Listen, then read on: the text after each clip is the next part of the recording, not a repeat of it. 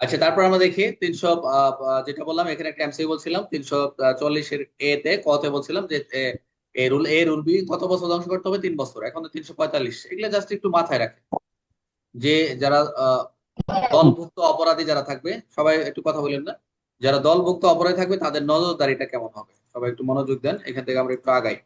যে যদি কোনো এই যে দলভুক্ত যারা অপরাধী কারণ সদস্য নিখোঁজ হয় এবং অন্য সদস্য যেরকম আমরা যাচাই করবেন সামনে দেখলাম, এবং দ্রুত ইনকোয়ারি স্লিপ পাঠাতে হবে, এদেরও আবার ইনক্লুসিভ যাচাই হয়। বললাম না থানায় মোটামুটি অনেক কাজ, এদের কাজ এগুলো আপনার আপনার পাঁচশো থানা যদি এরকম যে 300 রুল জারি করেন এবং এর নজরদারিতে রাখেন, দেখবেন মোটামুটি অনেক আপনার কাজ।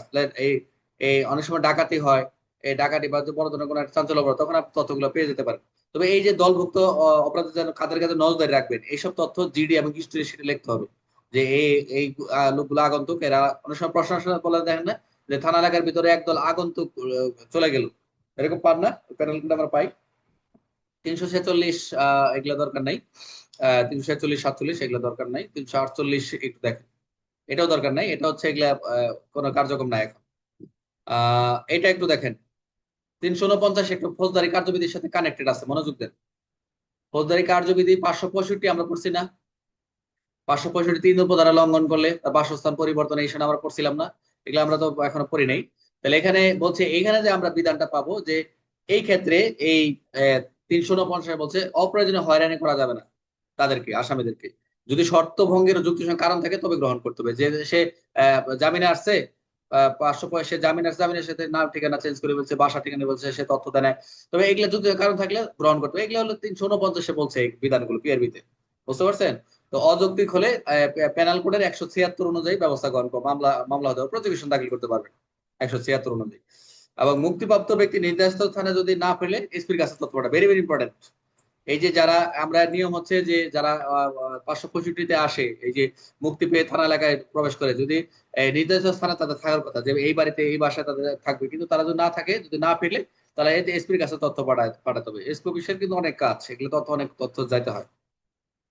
350 এটা একটা এমসিকিউ, এটা একটা এমসিকিউ 350, যে আফিং বা আবগারি আইনে দণ্ডিত যারা হবে, আই রিপিট, আফিং এবং আবগারি আইনে যারা দণ্ডিত হবে, এই এই যারা আফিং এবং আবগারি বিভাগের যারা সুপারিনটেন্ডেন্ট থাকবে, নজরদারি প্রয়োজন মনে হয় তাদের নাম পুলিশ সুপারকে পাঠাবে, যে এদেরকে নজরে রাখেন।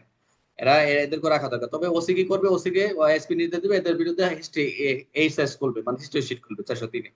আমরা সামনে পাবো হিস্ট্রি শিটের কি কি, এগুলো আমরা একটু দেখবো, খুব মজার, ভালো লাগবে। আর ভ্রাম্যমাণ দল থাকবে 351, এগুলো এমসিকিউ। যে ভ্রাম্যমাণ দলে কারা কারা আমরা জানি জানি, এখানে দেখবো যে ভ্রাম্যমাণ কারা কারা আগে এই 1943-তে ছিল এই ভ্রাম্যমাণ দলে, যে কাদেরকে নজরদারি রাখবেন। বৈধ ব্যবসায়ীদের হয়রানি করা যাবে না, যারা আপনার এলাকায় বৈধ ব্যবসায়ী থাকবে এদেরকে আপনি হয়রানি করার সুযোগ নেই। আবার যেসব দল অপরাধ প্রবণ তাদের নজর রাখতে হবে, যে ডুম, নাম হচ্ছে মেঘ, হ্যাঁ এরকম, কারোরাল, ইরানি, মিনকা, মান্দারি, সান্দার, এগুলো হচ্ছে আগের, এগুলো নাম ছিল ব্রাহ্মণ দলের এক নাম ছিল এরকম, বুঝতে পারছেন? এদেরকেও এই নজর, ব্রাহ্মণ দলের নজর রাখতে হবে। তো এগুলো এখন আমি এগুলোর দেখি না, এগুলো বিভিন্ন পরিবর্তিত নাম হয়েছে, ভিন্ন নাম হয়েছে বর্তমানে। যারা ব্রাহ্মণ থাকবে তাদের উপর ব্যবস্থাটা কি করবে যদি এরকম পাওয়া যায়, এই যে কারানো করবে, মূলত তথ্য দিবে তো চৌকিদার, তাই না?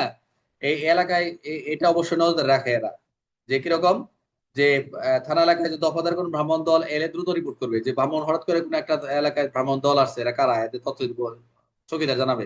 ওসি নিজে গিয়ে দলটি যাচাই করবে যে এরা কারা, কোন এরা কাজ কি। অপরাধ প্রবণ হলে তাদের বিশেষভাবে নজর দিতে হবে, রাতের বেলা যারা যদি রাতের বেলা অবস্থানে বিশেষভাবে নজরদারি দিতে হবে। নিয়মিত অনিয়মিত সময় ক্যাম্প পরিদর্শন করতে হবে। আর যদি অপরাধী হয়, নির্দিষ্ট অপরাধে মামলা দিতে হবে তাদেরকে ধরে, যেটা আমরা দেখলাম। প্রয়োজনীয় প্রতিরোধমূলক ব্যবস্থা গ্রহণ করতে হবে, দেখছেন কি কাজ।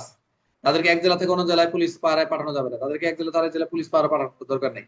এক এক জেলা থেকে অন্য জেলায় দ্রুত সঙ্গে জানাবে যে অন্য থানা এলাকায় ঢুকছে এরা, যে একদল আছে এরা এলাকায় ছিল, অন্য জেলায় গেছে। অবশ্যই এই বিষয়গুলো জিডিতে লিখতে হবে এবং সার্কেল ইন্সপেক্টর এএসপি কে জানাতে হবে। এইসব কার্যক্রম সার্কেল এএসপি এবং এসপির সাথে কানেক্টেড। আর সরাইখানা 354, এই সন্দেহভাজন যদি সরাইখানায় থাকে, এই সরাইখানা আমরা যে সরাই একটা আইনে আছে, যাই হোক যেটাই হোক, যে সরাইখানায় যদি কোনো এই সন্দেহভাজন লোক আসে, এই ক্ষেত্রে কোনো হোটেল, যে আমরা যেগুলো আমরা রেট দিই, লজে থাকা সন্দেহভাজন ব্যক্তি চলাচল নজরদারি করা হয়। যে অনেক সময় এগুলো বিশেষ কোনো পরিস্থিতি এগুলো আমরা রেটেড হয়, বিভিন্ন সময় দেখায়। গুরুত্বপূর্ণ রেল স্টেশন, বন্দর, জেলা সদর ইত্যাদি অপরাধ, এগুলো কি অপরাধ প্রতিরোধে সহায়তা করে। এবং এখানে সরা 1931 একটা অ্যাক্ট ছিল যে আগত যারা থাকবে তাদের তালিকা করতে হবে, স্বীকৃত ব্যক্তিদের স্বাক্ষর করবে, অস্বীকৃত ব্যক্তি আঙুলে ছাপ নিবে। এগুলো এখন ব্যবহার নেই, তবে এখন বর্তমানে আমরা যে সকল তথ্যগুলো পাই এই সন্দেহ ব্যক্তিদের তথ্যগুলো অটোমেটিক চলে আসে, যেমন হোটেল টোটেল বিভিন্ন কিছুতে আসলে এগুলা লিস্ট র্যাব বা বিভিন্ন জায়গায় দেয়। সন্দেহ হলে কেউ তথ্য না দিলে সন্দেহ হলে অবশ্যই পুলিশকে দ্রুত জানাবে, সবকিছু মিলে হলে পুলিশকে জানাবে।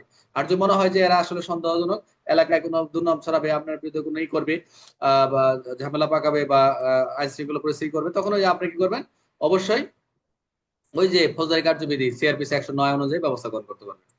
পুলিশের আচরণটা অবশ্যই এই আইন কার্যকর হবে, এবং যারা থাকবে মালিকদের সাথে ওই যে আপনার যে স্টেশন বা কোনো হোটেল মালিক, অবশ্যই তাদের সাথে ভদ্রভাবে আচরণ করতে হবে, যে এদের কোনো তথ্য জানতে পান যদি। এখন হচ্ছে আমরা যেটা পরে আসছিলাম, দেখলাম 355 আউটপোস্ট। আউটপোস্ট সম্পর্কে আমরা কিন্তু পরে দেখছিলাম ওদিক দিয়ে শুরুতে, সেই আমরা 5 ধারায় দেখছিলাম, সেদিক থেকে 5 বিধিতে। এখানে আমরা স্পেসিফিক 355 এবং 356 টাউন পেট্রোল এবং আউটপোস্টের কথা বলা হয়েছে, এগুলো হচ্ছে এমসিকিউ। আউটপোস্ট ইনচার্জ পুলিশ স্টেশনের মতো কাজ করবে, তবে সাব ইন্সপেক্টর এক নিয়ন্ত্রণ থাকবে। এখন আউটপোস্টে টাউন পেট্রোলে একজন ইন্সপেক্টর দিয়ে রাখছে জেলায়, তো আউটপোস্ট ইনচার্জ পুলিশ স্টেশনের মতো কাজ করবে, তবে সাব ইন্সপেক্টর নিয়ন্ত্রণে থাকবে এটা। সাব ইন্সপেক্টর নিয়মিত আউটপোস্ট পরিদর্শন করবে, আউটপোস্টের অবস্থা কর্মীদের আচরণের জন্য দায়ী থাকবে আউটপোস্টে। টাউন পেট্রোল 356 ইম্পর্টেন্ট আছে। এখানে কি এটা দেখেন, টাউন পেট্রোলের ক্ষেত্রে সাধারণ নিয়মটা কি, জেলার সব শহরে এটা প্রযোজ্য হবে না, সব জেলায় এটা। তবে সুপারিনটেন্ডেন্ট নিজে নিয়ে জেলার এটা এক এসপি ঠিক করবে যে কোন কোন জায়গায় টাউন পেট্রোল বা কি করা যায়। এটা কিন্তু অর্ডার বুক লেখা থাকবে, ওই যে অর্ডার বুক আমরা জেলার আদেশ করছিলাম না, অর্ডার বুকে লেখা থাকবে। একটা এই শহরকে বিটে ভাগ করবে 356। আমরা যে থানা এলাকা মেট্রো এলাকা যে ভাগ করি, প্রত্যেক এলাকায় বিটে ভাগ করা যায় 356। প্রত্যেক শহরকে ছোট ছোট করে বিটে ভাগ করা থাকবে, এবং গুরুত্বপূর্ণ জায়গায় ফিক্স থাকবে, গুরুত্বপূর্ণ ফিক্স থাকবে যে বিট গুলোতে এখানে একটা পড়বে। তবে এখানে এই যে কেউ যদি ছুটি, কেউ রাতের ডিউটি, দিনের ডিউটি কিভাবে মেনটেন করবে এটা এখানে বলা আছে। প্রত্যেক কনস্টেবলে দিনে 3 দিনে 1 দিন রাতে ছুটি পাবে, এরকম আর রেস্টের কথা বলছে। প্লেন ক্লোজ পুলিশ ব্যবহার করবে, যে গলিপথ পেছনে এলাকা বেশি নজরদারি করবে। মোটামুটি এগুলা তার কাজই হচ্ছে এই আউটপোস্ট এবং টাউন পেট্রোলের কাজ হচ্ছে এগুলা, যাতে যারা সহজভাবে থানাকে সহায়তা করে এবং সার্ভিলেন্সে থাকা যায়। ছোট ছোট বিষয়ে খেয়াল রাখবে, খোলা দরজা, সন্দেহজনক শব্দ, লুকিয়ে থাকা ব্যক্তি, সব ব্যাড ক্যারেক্টার সম্পর্কে জানতে হবে। এটাই দায়িত্ব আপনার, যে ছোট ছোট বিষয় খেয়াল রাখবে, যে আপনার সবকিছুতে আপনার দায়িত্ব কর্তব্যের সাথে অন্তর্নিহিত। আর এখানে দৈনিক রোস্টার যে রয়েছে, ডিউটি রেকর্ড করবেন কে কোথায় কি করতেছে। রুরাল পেট্রোলের ক্ষেত্রে যারা শহরে যারা থাকবে রুরাল কমান্ড সার্টিফিকেট দিবে এদেরকে ডিউটি করার জন্য, এবং সেখানে গ্রাম এবং ব্যাটকার একটা তালিকা থাকবে ওই পেট্রোল ইয়েতে, আপনার অফিস গুলোতে, যে ছোট ছোট ইয়েতে, এবং এগুলো থেকে রিপোর্ট জমা দিবে যে কি কি লোক থাকবে এখানে। বুঝতে পারছেন? 357 দরকার নাই, 358 এটা দরকার নাই। হচ্ছে নাইট রাউন্ড সম্পর্কে, নাইট রাউন্ড যে নাইট রাউন্ড কে করবে, এখানে নাইট রাউন্ডটা আসলে 358 বলছে যে এখানে এসপি এসপি স্যার এটা ঠিক করবে যে কোন শহরে রাতে নাইট হবে, কারা কারা করবে, এটা দায়িত্ব যারা থাকবে লেখা থাকে। মাঝে মাঝে এসপি নিজেও করবেন। এবং এখানে আর্মড সাব ইন্সপেক্টর এবং সার্জেন্ট এটাও নিয়মিত নাইট রাউন্ড করে, এবং ইন্সপেক্টর সাব ইন্সপেক্টর তারাও নাইট রাউন্ড করতে বাধ্য। এবং তবে এএসআই এর সাথে নাইট রাউন্ড অফিসার হবে না সাধারণত। হ্যাঁ, এটা জানেন, ট্রু ডায়েরিতে সবসময় তারিখ লিখতে হবে এটা। 359 পোস্ট অফিস পাহারা, এগুলো পোস্ট অফিস পাহারা, এগুলো হচ্ছে আপনার দায়িত্ব কর্তব্যের ভিতরে, যে পোস্ট অফিস বিশেষ নজর দায়িত্ব রাখবেন। ভিলেজ স্ক্র্যাপ নোটবুকে লেখা থাকবে যে কোন জায়গায় কি রয়েছে, রাতের পোস্ট অফিস সমস্ত পৌঁছে চেক করতে হবে, অবহেলা পেলে রিপোর্ট করবে। এখানে যেটা একটা সম্পদ, সরকারি সম্পত্তি, এটা এরকম। ফ্লোটিং 360, এগুলো লেস ইম্পর্টেন্ট, তাও একটু জেনে নেন যে নদী পুলিশে থেকে তারা কি আউটপোস্ট হয়। ফ্লোটিং পোস্ট এটা নদীপথে যাত্রী সুরক্ষা করার জন্য, নদীপথে অপরাধ দমন করার জন্য মোবাইল পুলিশ হিসেবে তারা কাজ করে, এবং এটা এসপি স্যারের নিয়ন্ত্রণ করে। এবং বিশেষ করে যে রেঞ্জে থাকলে ডিআইজি পরিচালনা করবে। একই এলাকায় 2টি আউটপোস্ট থাকবে, এক এলাকায় 2টি আউটপোস্ট থাকার প্রয়োজন নেই। এখানে রাতের বেলা মাঝি কমপক্ষে কতদিন নাইট রাখবে এই বিধান করছে, এগুলো পরীক্ষা আসবে না, দরকার নেই। আর এদিকে এদিকে এদিকে এগুলো দরকার নাই, নৌকা ডুবি টুবি এগুলো দরকার নেই, ইম্পর্টেন্ট না। গ্রাম পুলিশ, গ্রামীণ পুলিশ, আমরা চৌকিদারের কথা বলছিলাম 362 থেকে, যেটা আলোচনা করা হয়েছে, মনোযোগ দেন। গ্রাম পুলিশ 362, এই যে কারা গ্রামীণ পুলিশ আমরা বলি না 362-তে, এখানে 362 এখানে একটা প্রশ্ন এমসিকিউ আসছিল যে গ্রাম পুলিশ কি সরকারি কর্মচারী কিনা, কারা সরকারি কর্মচারী, নিচে আসছিল আর কি একটা এমসিকিউ। দফাদার চৌকিদার গ্রাম পর্যায়ে আইন শৃঙ্খলা সহায়ক সম্পর্কে এখানে বলছে। তবে পুলিশ আইন 1861 সরাসরি পুলিশ নয়। দেখছেন, এটা মনোযোগ দেন।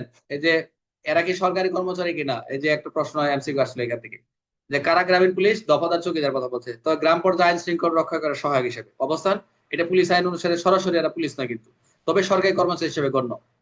তো ভূমিকা কি, সাধারণ থানার কাজে তারা সহায়তা করে, তথ্য সংগ্রহে রিপোর্ট করা, ভেরি ইম্পর্টেন্ট। এই 363। এই এই 363 হচ্ছে চৌকিদারের দায়িত্ব, দফাদার চৌকিদারের দায়িত্ব কর্তব্য, ভেরি ইম্পর্টেন্ট এটা। যে তাদের কি কি তারা কি করে, রিপোর্ট করে কোথায়, থানায়। এই আগুন, ঝড়, বন্যা, মহামারী, মানুষ, গবাদি পশু, ফসলের অবস্থা, সড়ক, টেলিগ্রাফ ক্ষতি, সন্দেহজনক মৃত্যু, দাঙ্গার আশঙ্কা। একটা প্রশ্ন আসছিল যে প্যারালপুরের একটা প্রশ্ন ছিল যে ক নামক চৌকিদার তার পরিবারের না ভাইয়ের সাথে এলাকায় মারামারি করে, এলাকায় ও না, তা এলাকার ভিতরে একজন চৌকিদারি নেই, এরকম একটা প্রশ্ন আসছিল যে এলাকায় মারা যায়, কিন্তু পরবর্তীতে দুই গ্রুপে মারামারি করে সে একজন মারা যায়, কিন্তু যেহেতু সন্দেহজনক মৃত্যু, কিন্তু সে আহ থানাকে না জানিয়ে সে ওটা কবরস্থ করে, পরে তার বিধান কি, এরকম একটা প্রশ্ন। দেখেন এটা কিন্তু তার রিপোর্ট করা। চৌকিদারের কাজ হচ্ছে কি সন্দেহ মৃত্যু হলে থানাকে জানানো, কিন্তু জানায় না, এটা আইন অমান্য করছে। দ্রুত রিপোর্ট করা, অপরাধ সন্দেহ হলে দেরি করা যাবে না, এটা চৌকিদারের কাজ। দেরি হলে চাকরি থেকে বরখাস্ত করতে পারে। এগুলো একটু খেয়াল রাখবেন, এটা ইম্পর্টেন্ট, 363 এটা একটু পড়ে নেবেন ভালো করে, ভেরি ইম্পর্টেন্ট। টেলিগ্রাফের ব্যবহার, এই যে আমরা 365 পরে টেলিগ্রাফের ব্যবহার, এটা এরা কি ব্যবহার করবে কিভাবে? এই যে দাঙ্গা কখন ব্যবহার করে, দাঙ্গা, খুন, ডাকাতি, সন্দেহ ব্যক্তি দেখা দিলে, অপরাধে পালিয়ে গেলে, এই ক্ষেত্রে উদ্দেশ্য দ্রুত পুলিশে খবর দেওয়া, যাতে টেলিগ্রাফের ব্যবহারটা করে। অপরাধ দ্রুত ধরতে সাহায্য করা। সংক্ষিপ্ত বার্তা, নাম ঠিকানা লিখতে হবে, সরকারি টেলিগ্রাফ বিনামূল্যে ব্যবহার করা যাবে। মনোযোগ দেন। চৌকিদারের প্যারেড, চৌকিদারের প্যারেড 369। আমরা চৌকিদার প্যারেড, আমরা থানা এলাকায় যারা প্র্যাকটিক্যালি কাজ করি আমরা জানি যে প্যারেড কবে হবে, থানা চত্বরে নির্ধারিত সময় হয়, তাই না? তো এখানে কি করা হবে, এখানে চৌকিদার প্যারেডের সময় যারা থানা চত্বরে নির্ধারিত সময় হাজির হয়, তাদের হাজিরা নেয় একটা ই আছে, হাজিরা বই আছে, হাজিরা বই থাকে, সেখানে তার সবাই রোল কল নেয়। আমরা যেটা করছি, তথ্য সংগ্রহ, জন্ম মৃত্যু আছে কিনা, অপরাধ আছে কিনা, কোনো সন্দেহ ব্যক্তি আসছে কিনা, রেজিস্টার স্যার, রেজিস্টার হাজিরা, রেজিস্টার চৌকিদার হাজিরা রেজিস্টার রেজিস্টার, আছে রাইট, স্যার। চোর বা দুষ্কৃতিকারী আছে কিনা, এবং তারা অবশ্যই ইউনিফর্মে আসবে। তারা দেরি করা যাবে না, এবং তাদের অ্যাবসেন্ট হলে কালো কার্ড, লাল কালিতে ওঠে, এবং তথ্য লিখে রেকর্ড রাখতে হবে। অনুপস্থিত রিপোর্ট করা হবে, তদন্তে শাস্তি হতে পারে, এবং তারা যে অনুপস্থিত রিপোর্ট করা হয় যে কেন তারা আসলো না, অবশ্যই সবসময় তারা 100% থাকে, দু একটা মিসিং হতে পারে, আলাদা কথা।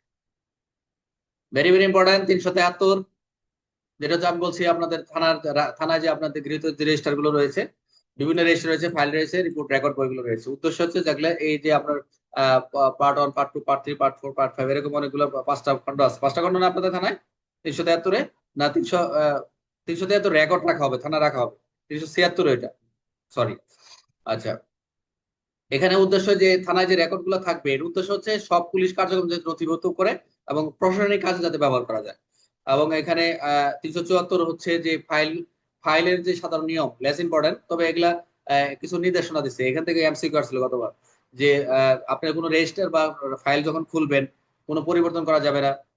আবার নতুন রেজিস্টারের সাথে এখন যোগ করা যাবে না, পূর্বে ইন্সপেক্টর জেনারেল অনুমতি চাওয়া, যে আমরা যখন কোনো রেজিস্টার খুলি অবশ্যই ওসি স্যারের অনুমতি নেই, এসপি স্যার, এক এক অফিসের অফিস প্রধান বা অফিসের তাদের অনুমতি নিয়ে ওখানে স্বাক্ষর করে আমরা নতুন অফিস খুলি। এগুলো নিয়ম বলছে, যে এগুলা খোলার বিধানগুলোকে, এগুলো ইম্পর্টেন্ট না।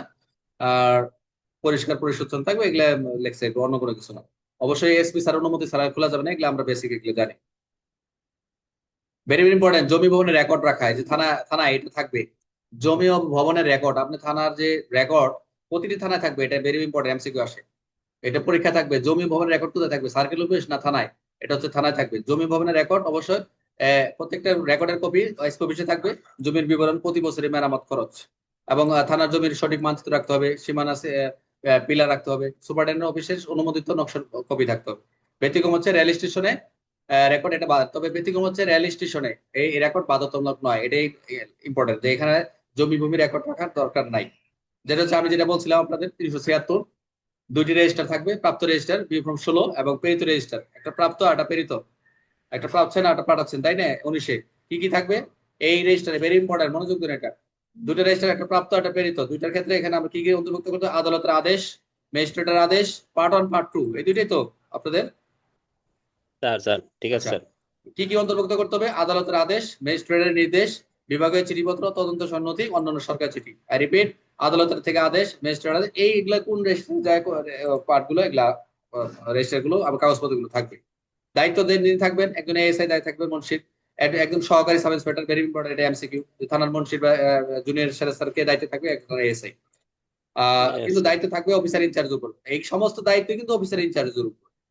এবং ডাক খুলবে, তারিখ দিবে, দ্রুত ব্যবস্থা নেবে, এগুলো আমরা করছি, করে আসছি। রেজিস্ট্রারের বিভাগ, রেজিস্ট্রার ভাগ আদালতের আদেশ, বিভাগীয় আদেশ, তদন্ত ইনকোয়ারি এবং অন্যান্য যে রেজিস্টার গুলো থাকে। তো যেগুলো আলাদা রেজিস্টার থাকে, এফআইআর, ফাইনাল রিপোর্ট, এগুলো রেজিস্টার লেখা থাকে না, এগুলো এফআইআর, এগুলো আলাদা ভাবে একটা ওই যে এই করে ফাইল করে করা হয়। আমরা এই 376 পর্যন্তই থাক, কারণ 77 থেকে অনেক বিশদ একটা আলোচনা আছে, এটা আমি কাল মাথা ফ্রেশ করে আপনার আলোচনা করবো। 376 পর্যন্ত যে পর্যন্ত আছে এগুলা যেগুলো ইম্পর্টেন্ট আমরা বললাম ওগুলো একটু পড়বেন। আর যে সূচিটা দিচ্ছি আপনাদের যে বই আছে পিআরবি একটু দাগায় দাগায় একটু পড়বেন। আর এই যেগুলো পড়াচ্ছি আলাদাভাবে আমি এমসিকিউ করতেছি, ওগুলো আপনাদের কয়েকটা 2-3টা ক্লাস নিলে হয়ে যাবে, টেনশন দরকার নেই। আর আপনারা তো এমসিকিউ পরীক্ষা দিচ্ছেনই, কালকে থেকে আবার এমসিকিউ পরীক্ষা শুরু হয়ে যাবে অবশ্যই। আর একটা কথা বলি, আপনাদের যেহেতু এখন রিটেন 2টা করে প্রতিদিন পরীক্ষার প্রশ্ন দিচ্ছি, একটা তো লিখবেনই, একটা তো মাস্ট লিখবেন, খেয়াল রাখবেন, কথা বলছেন? একটা তো আপনার লিখতেই হবে, এটার কোনো বলার অপেক্ষা রাখে না, একটার কথা বলতেছি এক। আর 2টা তো অবশ্যই আমি বলে দিলাম যে 2টা তো লিখলে আপনারা আপনাদের কমে আসবে লেখার ক্ষেত্রে। আর যেহেতু আমরা পরীক্ষা হচ্ছে না, আর এই ক্ষেত্রে আমরা কি যেন বলতে চাইলাম, এই যেগুলো আমাদের প্রশ্নের কথা এমসিকিউর ক্ষেত্রে, না এমসিকিউর ক্ষেত্রে যেটা বলতেছিলাম, এমসিকিউটা আপনাদের জন্য প্রতিদিন যদি এখন প্রতিদিনই হবে, তাহলে আমরা 2 দিন হইতো না, শুক্র শনিবার হইতো না, এখন 2 দিন বেড়ে গেল। তাহলে আমার এমসিকিউ করা লাগতেছে।